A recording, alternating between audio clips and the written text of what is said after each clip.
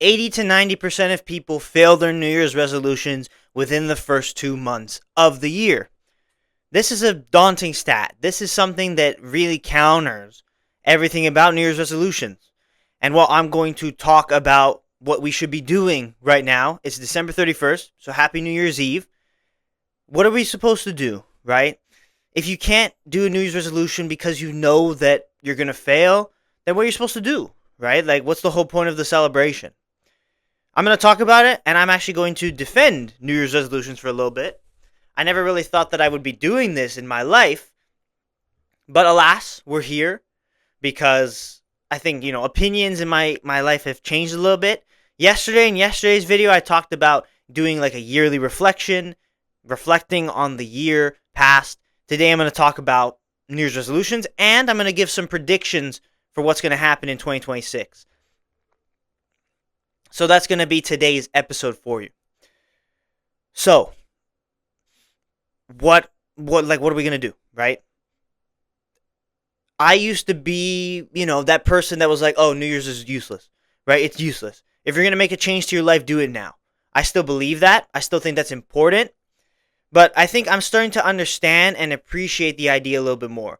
That really, what New Year's is to structure. It's just structurally making it understandable and digestible and a little bit more easy for people were really, it's harder for them to, get up and make big changes in their lives. That could be you. New Year's resolutions are a good thing if you stick to them. If you want to be the type of person where your word, whatever you say, is what you mean, is what you plan on doing, what you say you're going to do, you do, then a New Year's resolution is very good because you say, all right, this is my goal for the year and I'm going to stick to it. You should not make like 10 goals about how you're going to do all these things. You should probably make just a couple of huge goals that you're going to dedicate a lot of your time to. And that could actually be a good thing. It's really a problem among people that just don't have that mentality. They don't want to make big changes. They're comfortable where they are. And then, they know they have to do better. But again, a few weeks into the new year, they lose motivation and then they quit. So going into the new year, you need to understand that if you make a New Year's resolution, you have something that you want to do throughout the year to change yourself and change yourself going forward in your life, the first 2 weeks will be easy. The first 2 weeks, you'll be filled with drive and motivation, and then it will start to dip. So you have to anticipate that. Know that, near the end of January, beginning of February, it will start to feel bad and you'll start to question everything. Know that if you quit, you're quitting everything you said you were going to do throughout the year. And it's just, it's a bad thing, right? You're going to be a part of that daunting statistic where so many people fail their New Year's resolutions. But know that motivation is temporary, discipline's permanent. It's, it is probably like the most basic saying out there. But it's when the motivation dips, you must keep going. I have this saying that I made up personally. I don't think anyone else has said something like this. When passion is low, work harder. That was something I found out while on my football journey. When I had times where I didn't want to do it, right? I had times where I was questioning if I really wanted to keep going, right? Because I was just going through the midst of it, going through the suck, going through the tough times, right? And then I kind of came up with this. I'm like, you know what? Yeah, it makes sense. Why would I stop now? I'm like kind of in the peak. I'm in a moment where I have the chance to make it and the chance to truly give my all to something. Why would I give up? Just because of a lack of motivation? Just because I don't feel like it? Right? So when passion is low, work harder. That's something you should follow during the new year. Passion will be high first 2 weeks and then it will drop. You're going to question things. But that's where the real change happens. The real change and improvement in your life happens in the bad times. The times where you don't want to do it, to stay consistent with whatever it is. I'll give the most basic example, the gym, right? The gym is the most basic thing because, as a gym goer, you see that in the beginning of January, it's so much more packed and then it slowly, dips off again because people are there for their New Year's resolution. It's just a burst of motivation. And then, they end up leaving because they're not going to dedicate themselves to it. If you truly want to become healthy, get fit, maybe gain more muscle, you have to be consistent with it. You have to make it past February. Make it to the middle of the year. having stayed consistent, and then from there it'll be easy to keep going because now you've made it a habit. Now you've made it an actual thing that you're dedicated towards, and you're actually slowly changing yourself to being that type of a person that's fit, that's healthy, that takes care of their body. If that's something you want to do for the year, you shouldn't just focus on the 2 weeks. You should focus on the fact that you should be consistent with it. Something else that's very bad is the fact that it just becomes overwhelming, right? You get to 2 weeks and you're doing something hard, you don't want to do it anymore, and then you get into those thoughts that's like, wow, I have to do this for the whole year? Why did I say that I would do this for the whole year? This sucks. That's a mindset that you get into, and that's a lot of the reason why a lot of people quit. You have to kind of take it day by day, step by step. Realize that there is a long-term benefit, because obviously there's a reason why you said your New Year's resolutions, because internally you feel like for whatever reason, whatever thing in your life you have to do better in, you said it for a reason. So you have to find that reason again. Don't just let the overpowering feelings of overwhelm take you over. Instead of being overwhelmed by it, take a step back, reflect, and be like, okay, I want to go to the gym because I'm fat and I feel like I want to extend my life and I want to feel better about myself. Then that's your reason, that's your why. You've just found your why. You found your internal purpose. So don't let the overwhelm of having to be consistent for a long period of time take you over in that way. You have to find that why. You have to find that reason why you're in it, why you've decided to do it, why you've decided to make these changes in the new year. But if you can do those things, in my opinion, New Year's resolutions are actually not a terrible thing if you have that kind of growth mindset, improvement mindset. It's always good to reflect on the year past. It gives you just a good structure. The calendar just changes. To me, it's just another day, right? But it's just the structure of it. That, yes, 1 year is done and now the next year starts. And, it's a clean slate for a lot of people. And that's a very good thing. It's a very good thing that it's a clean slate because it gives you the chance to do better. So, although I think if you're trying to change and be a better person, you should try and change and be a better person every day. Don't just wait for the new year. But the new year is a good time to just sit and reflect.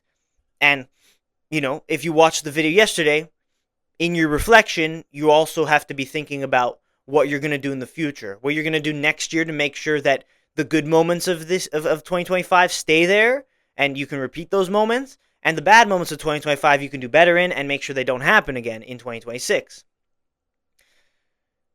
So that is the point of New Year's. New Year's resolutions, they get a bad rep for a reason. Those stats are real. They're real stats because, again, people fall into the motivation. They don't have that why. They don't have that deeper purpose as to why they're doing something different with their lives. So 2 weeks in, a month in, they're done. They quit.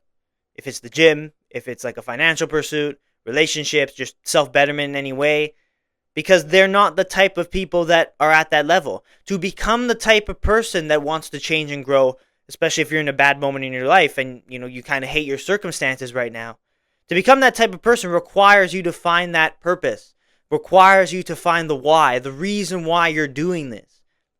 And as I said before, for someone who's fat and wants to go to the gym, he wants to be healthy, he wants to feel better, right? He wants to prove that he can be consistent with something. Find it. Find it somewhere. Find that why somewhere. That you're doing whatever pursuit you're doing. Like, I'm making a couple of New Year's resolutions this year for the first time probably like in my entire life. Because again, I used to think of it as just a bunch of crap. Just keep changing, keep growing, keep improving every day, keep reflecting every day on things.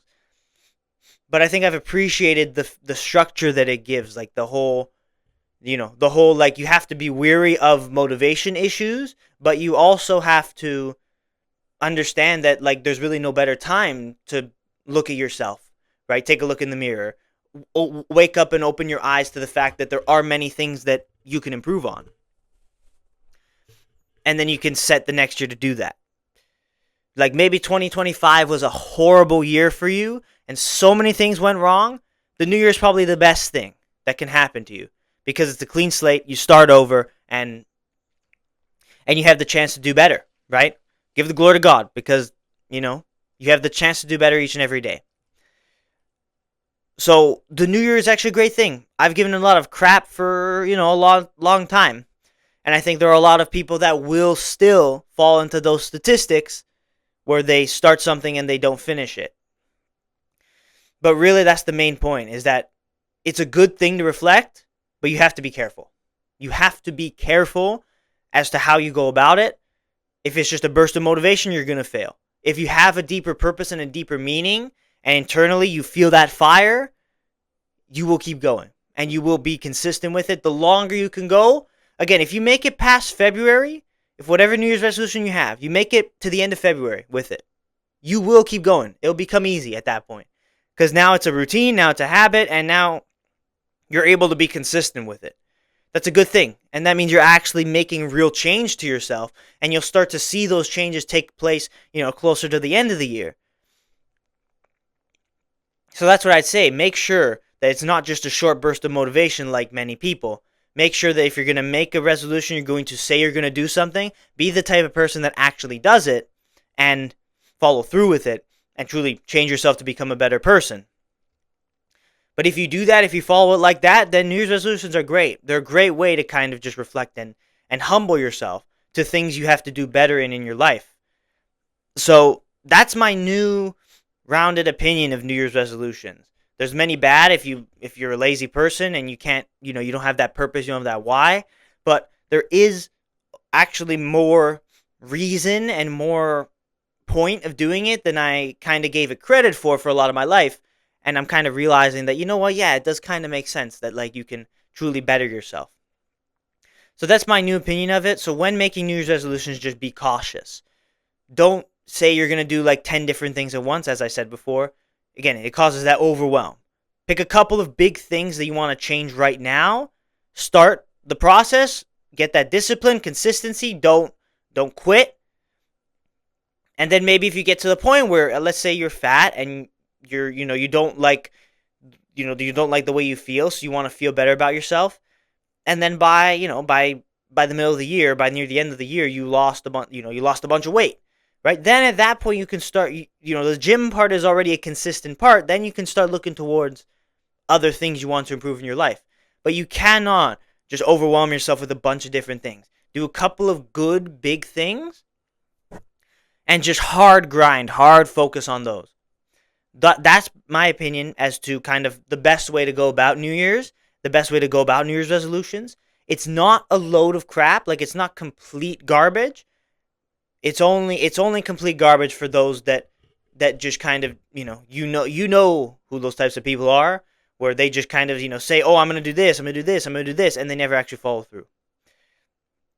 And they do it every single year, right? They never actually make changes to their life. Every single year they say, okay, this year will be the year, and then it never actually happens. So make 2026 a truly great year for you, right? I'm going to talk more about that tomorrow, like how to make 2026 a great year and some personal things myself. That'll be tomorrow's episode, talking about the specifics of the year, celebrating the fact that we would be in a new year. But for today, focus on what you're going to do, how you're going to be goal-oriented for this next year, and, how you're going to make it a good year. That's what I would say. That's my piece. You don't have to agree with it, but I think that is the right way to treat it. Like you shouldn't just fall into that blind belief of, oh yeah, I'm gonna do all these things, right? Because I'm making my resolutions, I'm gonna do all these things, and then you fall into that same statistic of the 80 to 90% of people that don't follow through, that by February are done and have quit whatever they've decided to start with.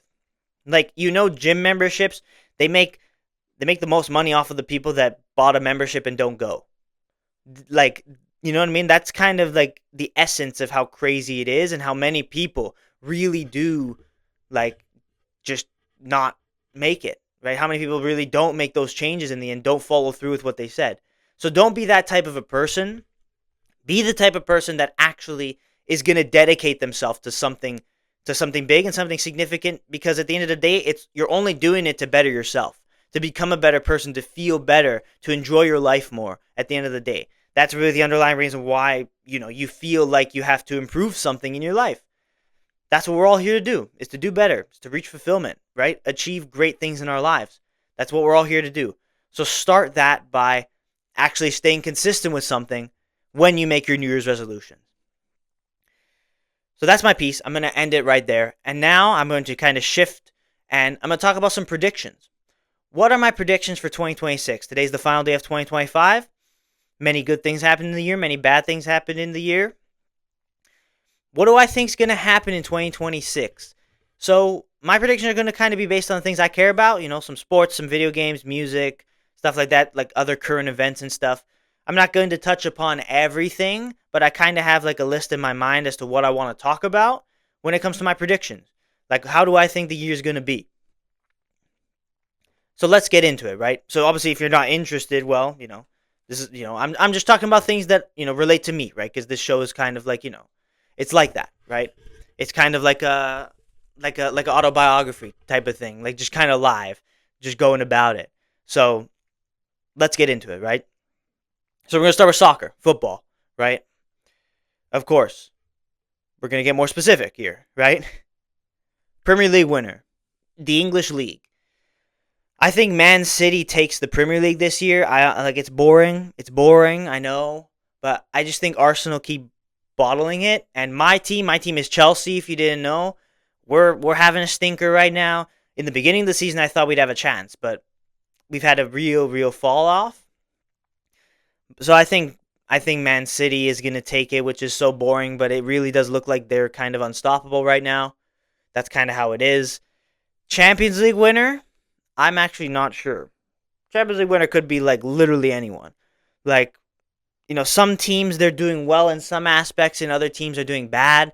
And like again, there's a lot of inconsistencies. Like it could be Bayern Munich. Bayern Munich are the only team that really steamrolling their league, but they also kind of don't like ever make it in the Champions League. I think Bayern Munich have probably the best chance. I mean, saying Man City would also be super basic. I feel like Real Madrid just because of their kind of power of friendship that they start to do and they pull off all these miracles late on in the Champions League. They might have a chance, but I think a lot of the Premier League teams are not really going to go that far. I think Arsenal, as I said before, they're probably going to bottle it. They probably have the best team this year, but I feel like they're just going to bottle it because I guess that's kind of the culture created. But I think, honestly, yeah, after kind of talking a little bit, I'm going to say Bayern Munich for Champions League winner because Bayern Munich are the only team that actually haven't looked like they've had any flaws all season. So it's kind of basic to say, but the team that is the best team is going to win the Champions League. The team that's been the most consistent is going to win the biggest competition in Europe. Makes sense, right? Makes sense. But obviously, the world of football doesn't necessarily always make sense. That's why it's just a prediction. It's not a guarantee, as we know. But I guess that's the beauty of sport. That's the beauty of athletics, right? It's just crazy things can happen. Underdog stories can happen. That's the beauty of it. But I think that's what I would say for that. As for the World Cup year, I'm be honest, I wanted to be in the World Cup, like playing in it. That was my goal when I went to Portugal originally, but unfortunately things didn't work out. So it's looking like I'm not going to be making it. That doesn't mean I'm going to be quitting my football journey, but like, I have to kind of with myself internally accept that fact. I think Portugal are going to win. I think Ronaldo is going to get his cup. I think he is going to get his title. I think it just makes sense. I think Argentina are strong, and obviously they're the current holders, but I think they are actually quite a little bit weaker than they were when they won it in 2022. So because of that, and also there's everyone's older, right? Messi's older, Otamendi's older. A bunch of the players that were so good in that tournament are much older, and a few of them left, right? A few of them have already moved on. And I think Portugal are in their prime, and they have the best chance to do it. And this is probably Ronaldo's last tournament before he retires, I would assume, especially if he wins. I think if he wins, he's done and he's good. Unless he's, I don't know, unless he's just trying to keep going, like, because he's just got that drive and he just doesn't want to stop. Fair enough. But I think this will be his last tournament, and I think they'll do it. They probably have the best team that they've ever had. I'm trying to think like who else. Obviously, France are always going to be in the mix. Spain are going to be in the mix for sure because they've proven that they are a very very good team. With the Euros, in the Euros in 2024, they kind of steamrolled that tournament, and everyone in that team is still there, and everyone in that team is still super young, and they're kind of in their prime right now, low key. So I think it'll be between them. I think that those are probably the biggest contenders for the World Cup. But I do think Portugal will take it. I think it will happen. Obviously, it's a little bit optimistic. It's a little bit of the fairy tale type of thing. But really, I think Ronaldo is going to get his trophy. I think he is going to get what he's been waiting for his whole career, just as Messi did in the last World Cup. I think it makes sense, and it would truly mark, the end of a really amazing era in soccer. The Messi versus Ronaldo. It would actually mark the final exclamation point on this era. Would be so perfect if Ronaldo actually was able to win it. I think we can. I think we can do it. Obviously, I say we because I'm Portuguese, right? I literally lived in Portugal, so I'm a fan. So obviously, it's very biased, as you know. But I think we can do it. And as for Team Canada, we're hosting the World Cup. I'm gonna say, I'm gonna talk about the hosts, right? Canada, U.S., Mexico. I think the World Cup will still be a fun tournament, even if there's all of this political drama surrounding it because of Trump, right? But I think, even if ticket prices are big, like, football fans are crazy, man. They're going to find a way to make it happen. The stadiums will be full. There will not be any problems, despite a lot of people saying there will be. I don't think there will be any problems with the actual tournament.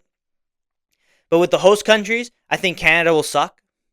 Not because I'm not in the team. This isn't like an ego thing. I think just genuinely we've been very inconsistent. We have a lot of injuries, and some of our best players are out injured.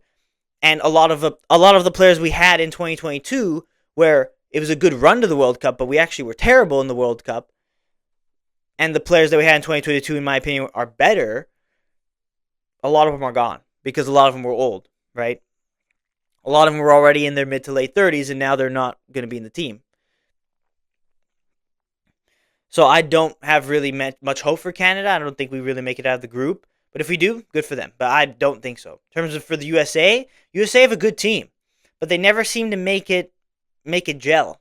I think maybe round of 16 is probably their ceiling. I don't think they're going to make it much further. I think out of the three, Mexico probably have the best chance of making it far, but I also don't really think they will either.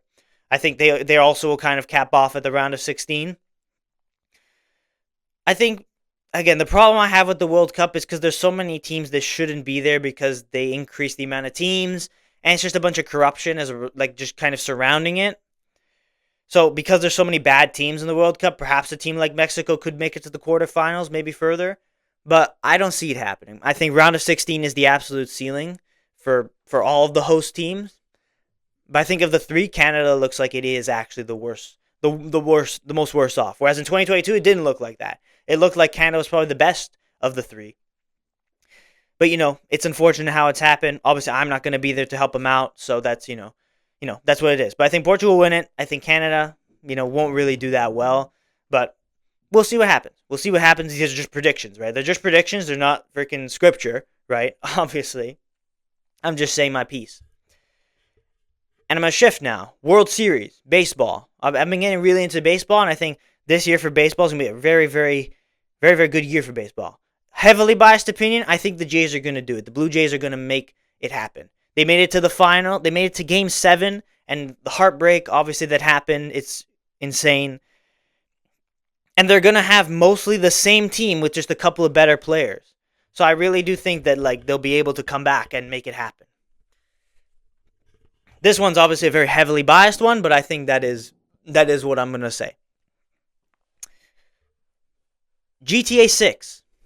GTA 6, I think they are actually going to release it this year. I don't think they're going to be delaying it any further as much as they have been, and I think it will be good. I think it will be very good. I think maybe because of the anticipation of how long it's been waiting, there will probably still be some issues. Will it be better than GTA 5? Graphic-wise, yes. Story-wise, I'm not really so convinced. Because I played through GTA 5 and it was truly a work of art, right? Story-wise, I'm not so convinced. But, in terms of the quality of game, I think it'll be a good game. I don't think it's going to be, massively disappointing. But I don't think it's going to be, the best thing of the year either. That's my opinion. I think it's going to be kind of upper middle, right? 6, 7 out of 10. game. I don't think it's going to be the best thing ever. And that's if they release it. I think they will, but there's a chance they might not, right? And for Pokemon, because obviously I'm very heavily into Pokemon, we should be getting Generation 10 games. I'm pretty sure we are going to get two new brand new Switch 2, unfortunately, Switch 2 exclusive Pokemon games. I think they have to be good. They have to be good because it's Gen 10. Like it's like the biggest thing, the biggest anticipation in the community is talking about Gen 10. The recent game was kind of mid. I'm going to be honest. The recent game was kind of mid. So I think if they do release it, I believe they will. How it works is we get the information in February. Pokemon Day, I think, is February 25th or something. And it's like tradition that there's some sort of like a teaser, a trailer or something for it. I'm pretty sure we are going to get them in 2026, end of 2026. But I think they have to be good. If they're not good games, it's going to be sad. It's going to be disappointing because it's such a huge milestone for Pokemon in general, making it as far as it has, as a series, as a franchise. For the games to just suck wouldn't be so good. I think they have to like blow us all away. So in hope, I'm making the prediction that it will, live up to standards. I think I'm going to talk about movies. Just quick, shifting to movies. Toy Story 5, I think, comes out this year. I'm pretty sure it comes out this year. I think it will suck. Obviously, it will suck. I think most people think that it should have ended at Toy Story 3. Toy Story 3 was the perfect ending to the story. Now they're just trying to milk it. They're just trying to, we know how it is. We know how the movie industry is. They're just trying to milk it for more money. They'll probably do their best, but I think it'll suck. Because I think Toy Story 4 sucked.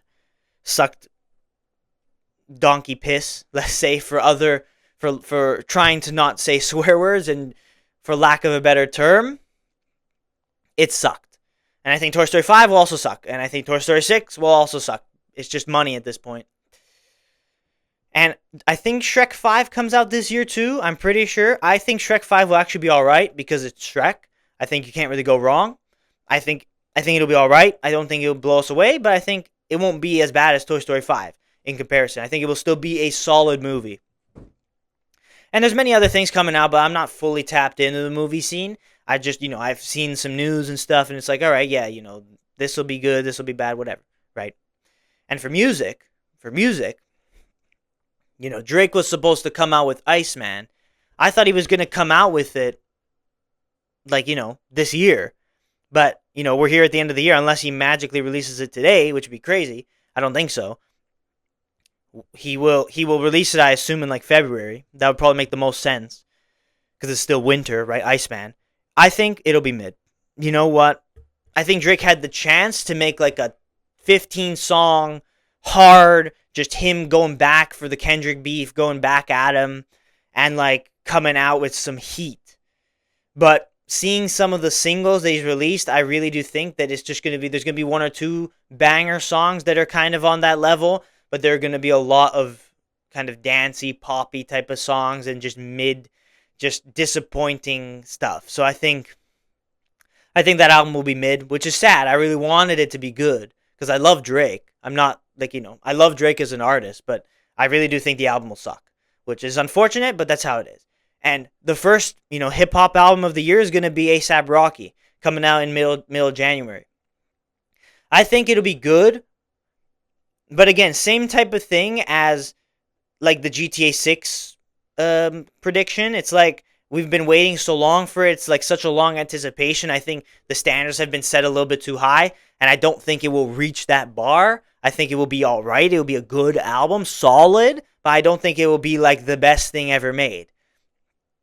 That's my opinion of it, and I think that's usually how those things go. Obviously, I'm waiting, I'd love it if they prove me wrong. I'd love it if A$AP Rocky proved me wrong, if GTA 6 proved me wrong, because then that means it's just good stuff, right? We listen to good music, we play good games. It's good stuff, right? And now on to some more general predictions. I think in 2026, more people will turn to God more than ever.